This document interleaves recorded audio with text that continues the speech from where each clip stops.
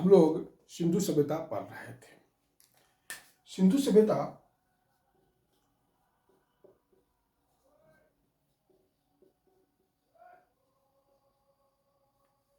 में कल हमने रेडियो कार्बन डेटिंग का जो दिए थे उसका नाम बियार्ड फ्रैंक लिब्बी है। ये पूरा नाम उनका यही है, बियार्ड फ्रैंक लिब्बी। 1940 में इन्होंने खोजा था और 1960 में इसके लिए इनको नोबेल प्राइज मिला था।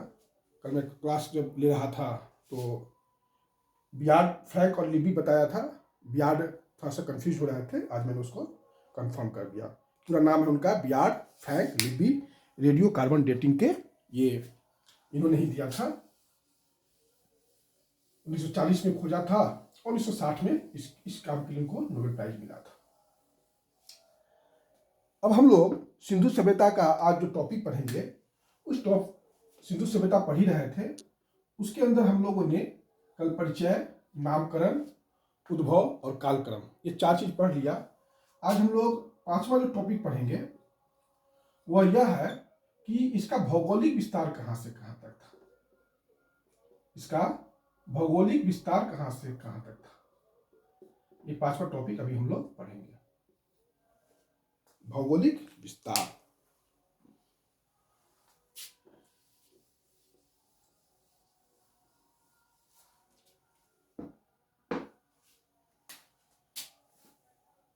सिंधु सभ्यता देखा जाए तो उत्तर से दक्षिण, नॉर्थ से साउथ और वेस्ट से ईस्ट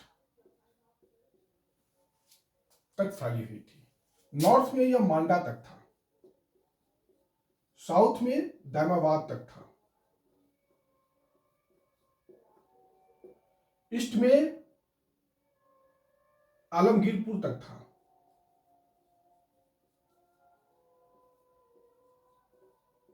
और वेस्ट में सुतकारगिल रोड तक था।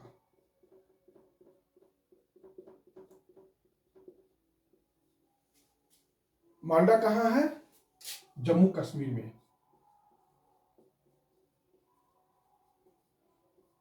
आलमगीरपुर कहां है? उत्तर प्रदेश में। दामाबाद कहां है? महाराष्ट्र में। और सुतकारगिल रोड कहां है? पाकिस्तान के बलूचिस्तान में, पाकिस्तान में। मांडा जिस जगह पर है उस जगह का नाम है अखनूर। दामाबाद जिस जगह का नाम है, जगह पर है, उसका जिला का नाम है अहमदनगर। मांडा अखनूर जिला में है। आलमगीरपुर मेरठ जिला में है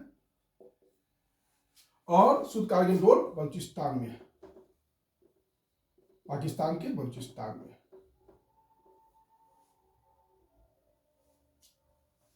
अगर नदी देखा जाए तो सुतकारगिल रोड दास्क नदी के किनारे है। कौन सा नदी है? दास्क नदी। दामाबाद गोदावरी की सहायक नदी परवरा के तट पर है। गोदावरी की सहायक नदी परवरा। आलमगीरपुर हिंडन नदी, ये यमुना की सहायक नदी है।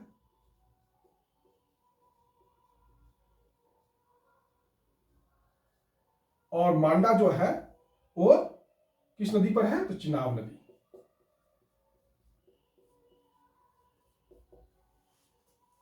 यह आपका सिंधु सभ्यता का भौगोलिक फैलाव था। मांडा उत्तर में अखनूर जिला में है जो जम्मू कश्मीर राज्य में है। नदी का नाम हिंडन चिनाब नदी है।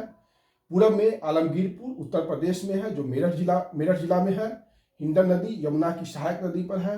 साउथ में दामाबाद है, महाराष्ट्र है। अहमदनगर गोदावरी की सहायक नदी परवरा पर है। और पश्चिम में सुतकारगिल रोड पाकिस्तान में है, बलूचिस्तान प्रांत में है। नदी का नाम दास्क नदी है। परीक्षाओं में यहां से प्रश्न आ जाते हैं, आप लोग इसको ध्यान दीजिएगा। यह इस क्षेत्र, इस सिंधु सभ्यता का भौगोलिक फैलाव था। अगर देखा जाए तो यह सभ्यता देखने में त्रिभुजाकार था। देखने में कैसा था? त्रिभुजाकार था, इस प्रकार का था। अगर देखा जाए नॉर्थ से साउथ, यह सभ्यता 1100 किलोमीटर तक था, नॉर्थ से साउथ। और पूरब से पश्चिम अगर देखा जाए तो 1600 किलोमीटर। अगर इसका क्षेत्रफल निकाला जाए तो 12,99,600 वर्ग किलोमीटर। ये इतने क्षेत्रफल में फैला हुआ सभ्यता था। ध्यान से देखिएगा, यह सभ्यता अपने समकालीन सभी सभ्यताओं से ज्यादा क्षेत्रफल में था। समकालीन कौन सी सभ्यता थी? तो मेसोपोटामिया, मिस्र, इस सारी सभ्यताओं से सेम बड़ी सभ्यता थी। मेसोपोटामिया और मिस्र के दुगुने क्षेत्रफल पर यह फैली हुई सभ्यता थी। आज के पाकिस्तान से भी बड़ा है। आज का जो पाकिस्तान है उससे भी बड़ा है।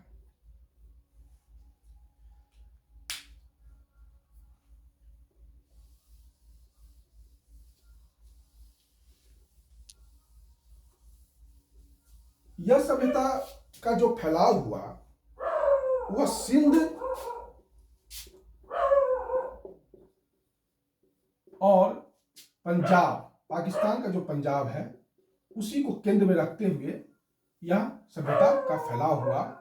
और यह सभ्यता पहले दक्षिण की ओर और फिर पूर्व की ओर यह सभ्यता का फैलाव हुआ। अगर इस सभ्यता के अंतर्गत जो क्षेत्र आते हैं वो अफगानिस्तान का क्षेत्र आता है, पाकिस्तान का क्षेत्र आता है, भारत का पंजाब, हरियाणा, राजस्थान, गुजरात,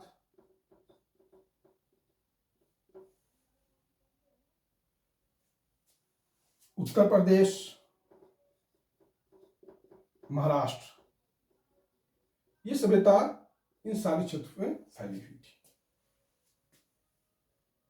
ये भारतीय महाद्वीप के उपमहाद्वीप के उत्तर पश्चिम भाग में को लेकर फैली हुई सभ्यता थी।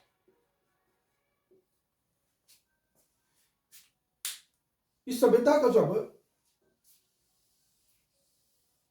पुरातत्वविदों ने खोदा तो लगभग 2800 स्थल प्रकाश में आए। 2800 जगह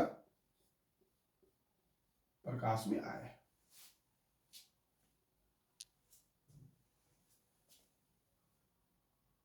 इसमें 7-8 जो जगह है वो काफी इंपॉर्टेंट है।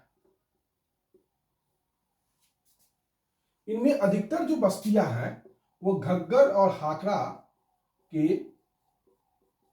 नदी घाटी में है।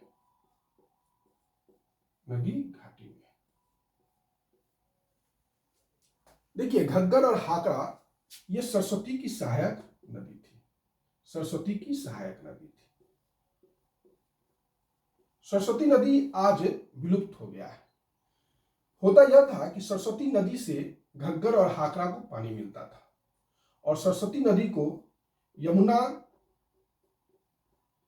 और सरस्वती से पानी सतलज से पानी मिलता था। बात को समझिएगा, सरस्वती को पानी कहां किस नदी से मिलता था? सरस्वती नदी को यमुना से मिलता था और सतलज से मिलता था। और यह सरस्वती का पानी फिर घग्गर हाकरा में चला जाता था। तो ये सारी नदी एक दूसरे से जुड़ा हुआ था। लेकिन भूकंप आया और उस भूकंप के कारण यह सतलज की नदी पानी जो है वो चला गया सिंधु की ओर, सिंधु नदी में मिल गया। और यमुना जो है वो पूर्व दिशाओं की ओर मुड़ गई और गंगा में जाकर मिल गई। अर्थात सरस्वती नदी को इसका पानी मिलना, सतलज यमुना का पानी मिलना बंद हो गया, और फिर घग्गर और हाकरा नदी भी सूख गई। सरस्वती नदी है, यह सही बात है कि सरस्वती नदी है, क्योंकि एक ब्रिटिश इंजीनियर थे, उनका नाम था ओल्डहैम। उनका क्या नाम था? ओल्डहैम। वो 1893 में उन्होंने कहा कि सरस्वती नदी 1500 किलोमीटर लंबी थी और 3 से 15 किलोमीटर चौड़ी थी। लंबाई जो था वो 1500 किलोमीटर और चौड़ाई 3 से 15 किलोमीटर तक था और गहराई 5 मीटर था। यह ओल्डहैम ने दिया था निष्कर्ष, और उन्होंने कहा कि आज यह नदी तल से 60 मीटर नीचे चली गई है। यह ओल्डहैम का अपना सरस्वती नदी पर निष्कर्ष है। सरस्वती नदी इस क्षेत्र में थी। अगर हम इस क्षेत्र को ठीक से खोजें तो सभ्यता पर ज्यादा प्रकाश पड़ेगा, लेकिन खैर अभी जो परीक्षाओं के लिए जरूरत है वह मैं आपको बता रहा हूं।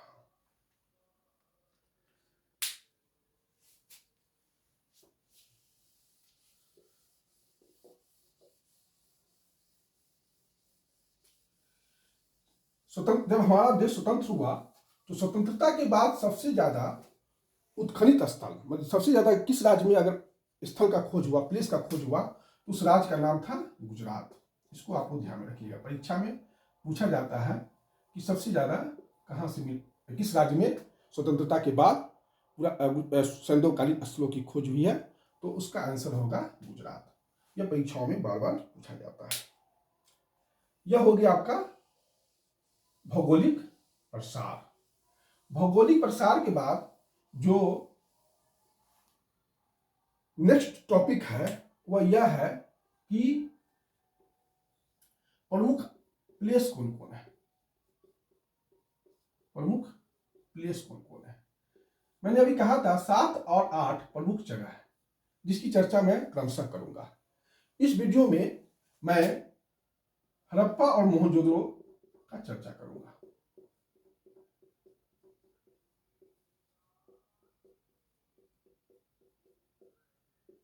देखिए, हड़प्पा की खोज पहले भी मैंने बताया था 1921 में दयाराम साहनी ने किया। दयाराम साहनी ने किया। यह पाकिस्तान में है। कहां है? पाकिस्तान में है। पाकिस्तान में एक प्रांत है पंजाब प्रांत, वहीं पर साहिवाल जिला है। कौन सा जिला है? साहिवाल जिला है। वहीं पर यह जगह है हड़प्पा। पहले मांडगोवी जिला था, अब साहिवाल जिला हो गया। दयाराम साहनी ने 1921 में खोजा था। इसी जगह से माधव स्वरूप वत्स भी जुड़े थे।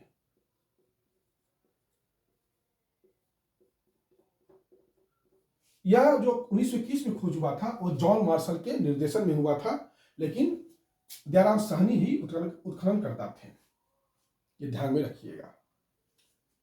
यह रावी नदी के बाया तट पर है, लेफ्ट में। इसको ध्यान रखिएगा, यह रावी नदी के बाया तट पर है। कभी कभी पूछ लिया जाता है कि हड़प्पा किस नदी, रावी नदी के बाएं तट पर है, दाएं तट पर है, या और भी कुछ 2-3 ऑप्शन देके आपसे परीक्षाओं में यह प्रश्न पूछ लिया जा सकता है। अब है हड़प्पा से कौन कौन चीज हमें मिला है। हड़प्पा से हमें कौन कौन चीज मिला है? तो हड़प्पा से जो हमें मिला है वह है श्रमिक आवास।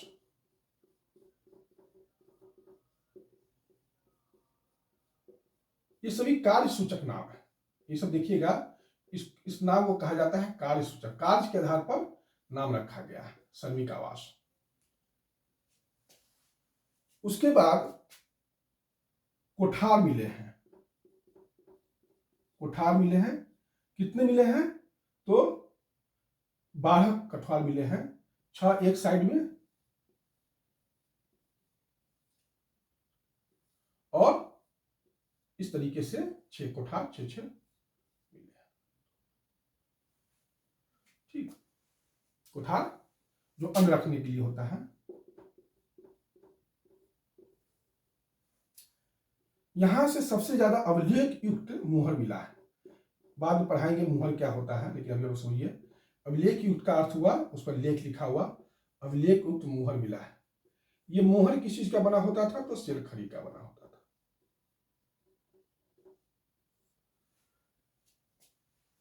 एक मुहर से एक नग्न स्त्री का चित्र मिला है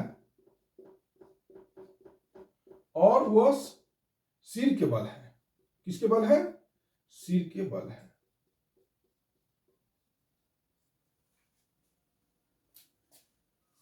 एक मुहर से एक स्त्री के गर्भ से पौधा निकलते हुए दिखाया गया है। एक स्त्री के गर्भ से पौधा निकलते हुए दिखाया गया है। शायद यह उर्वरता की देवी होगी, उर्वरता की देवी होगी। इस प्रकार का समान साक्ष्य मिस्र में भी मिला है और नील नदी की उर्वरता की देवी आइसिस के समकक्ष इसको माना जाता है। आइसिस। बालू का दो मूर्ति मिला है, बालू का दो मूर्ति मिला है और वह उस मूर्ति से हमें मानव के शरीर संरचना का ज्ञान मिलता है। मानव के शरीर संरचना का ज्ञान मिलता है। यह है हड़प्पा के बारे में कुछ जानकारी जो आप लोगों को याद रखना चाहिए। ये सब आपको ध्यान में रखिएगा।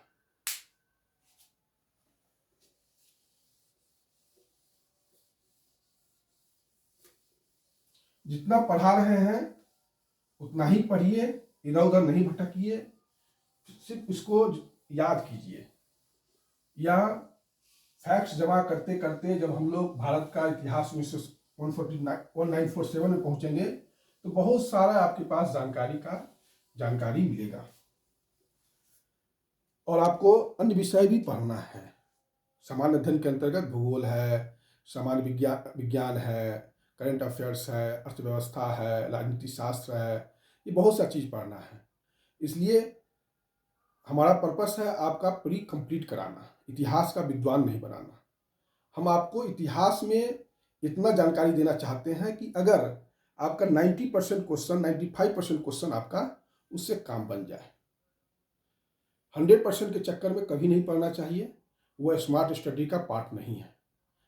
कोई ना कोई व्यक्ति को कुछ ना कुछ क्वेश्चन नहीं आता है।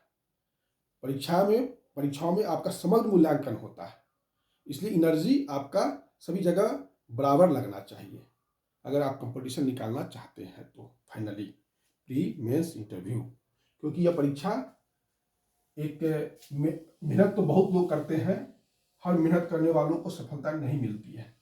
कहीं ना कहीं सफलता और असफलता में लेबर तो दोनों के साथ समान है, लेकिन एक स्मार्ट लेबर है और एक आप कह सकते हैं बेतरतीब लेबर है। इसलिए उस चीज को ध्यान में रखते हुए यह क्लास लिया जा रहा है। अब हम लोग सेकेंड प्लेस के बारे में देखें, मोहनजोदड़ो। हड़प्पा के बारे में एक और फैक्ट हम आपको देना चाह रहे थे। हड़प्पा जो है 150 हेक्टेयर में यह फैला हुआ था। हड़प्पा कितने हेक्टेयर में था? 150 हेक्टेयर में। मोहनजोदड़ो कितने हेक्टेयर में है? 500 हेक्टेयर में। सबसे बड़ा जगह सिंधु सभ्यता का कोई है तो वो मोहनजोदड़ो ही है। ये 500 हेक्टेयर में है, हड़प्पा कितना में है? 150 हेक्टेयर में है। मोहनजोदड़ो कहाँ है? पाकिस्तान में है। पाकिस्तान में सिंध प्रांत है, वहीं पर लड़काना जिला है और वहीं पर सिंधु नदी बहती है,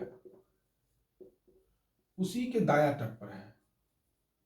दाया तट पर है। हड़प्पा जो है बाया तट पर है और यह दाया तट पर है।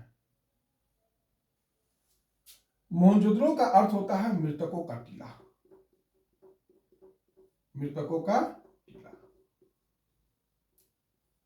इसे सिंध का बगीचा भी सिंध का नखलिस्तान या बगीचा भी कहा जाता है, नखलिस्तान या बगीचा भी कहा जाता है।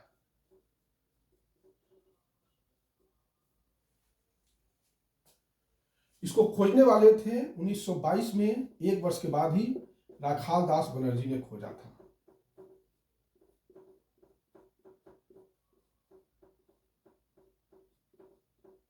राखाल दास बनर्जी ने खोजा था इसको। काफी इंपॉर्टेंट है, यह सब आपको परीक्षाओं में पूछा जा सकता है। मोहनजोदड़ो से बहुत इंपॉर्टेंट चीज मिला है, सीप का बाट मिला है, सीप का बाट मिला है। इसको ध्यान में रखिएगा, मोहनजोदड़ो से क्या मिला है, सीप का बाट मिला है। कांसा का एक डांसिंग गर्ल बना, एकदम नग्न डांसिंग गर्ल, न्यूड जिसको कहते हैं, वो मिला है। मोहनजोदड़ो से कांसा का डांसिंग गर्ल मिला है जो प्योर न्यूड है, नग्न है। उसके बाद यहां से हमें सबसे जो इंपॉर्टेंट चीज मिला है वो अन्नागार मिला है। और अन्नागार जो है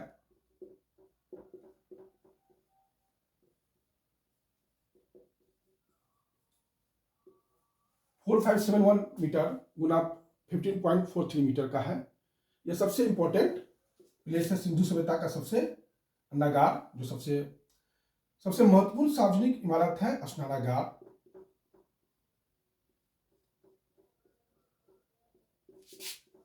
स्नानागार जो है